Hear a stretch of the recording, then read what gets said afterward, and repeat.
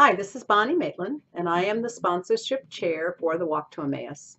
I wanted to do a few video clips that give you some information on what it takes to be a sponsor and how to get started in the process.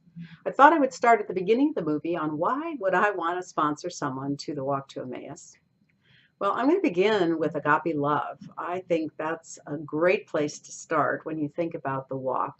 It is a weekend filled with agape love, people showing love, unconditional, open love to people that they don't even know.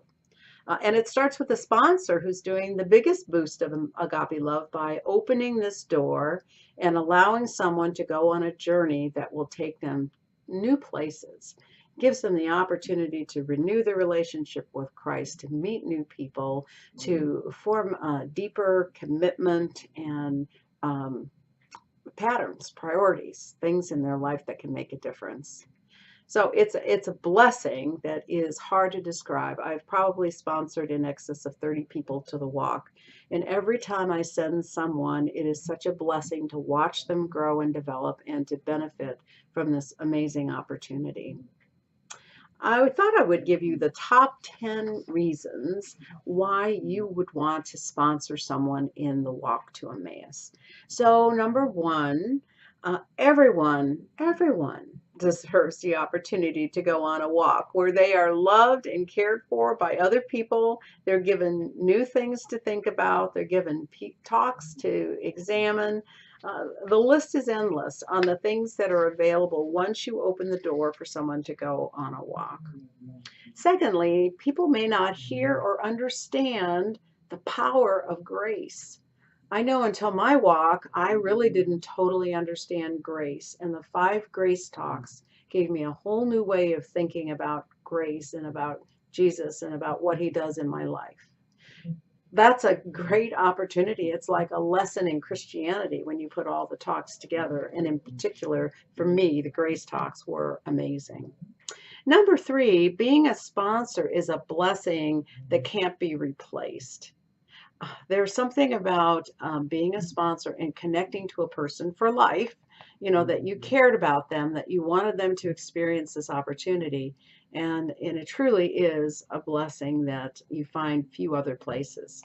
Number 4, couples can find that they have a new power in their relationship when they both attend the walk. Men go one weekend, women go the next weekend, and then they have all of this to share and to talk about, and it really can strengthen a relationship. I know it was important that my husband and I both went on the walk, and we refer back to that so many times. In fact, all of our children and most of their spouses have now gone on the walk as well. In fact, we're starting to work on our grandchildren.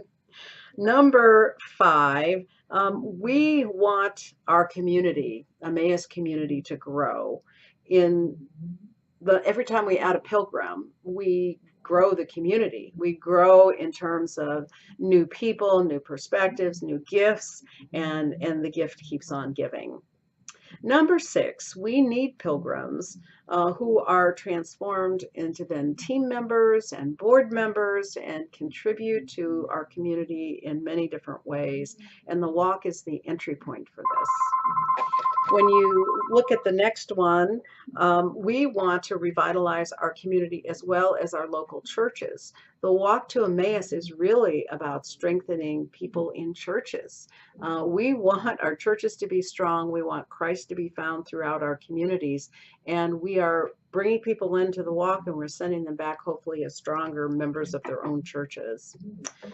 Number 8, God's power is multiplied by the number of pilgrims that we've had, and think collectively over the world, because this is all around the world we have pilgrims. And when you put it all together, that's a great way of boosting God's power.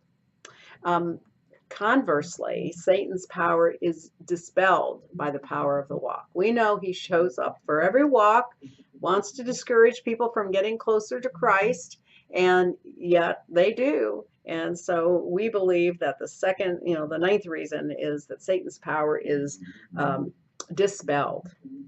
It is dissipating when we add more people to Christ's side. And finally, number 10, you deserve the blessing that comes by sponsoring someone on the Walk to Emmaus. You may think that you're giving that person a blessing, but really you are being blessed again and again. I thought it might be helpful for you to hear what people have said they would miss if they hadn't gone on a walk to Emmaus. So I posed that question, and I've been collecting answers for some time now. And there are many. You'll see these on our website. And you'll see these in our newsletters. But I wanted to share a few of them with me. One friend who's deeply committed to the walk and has sponsored many people as well said, "My walk to Emmaus brought me closer to the wonderful personal love Jesus Christ has for me."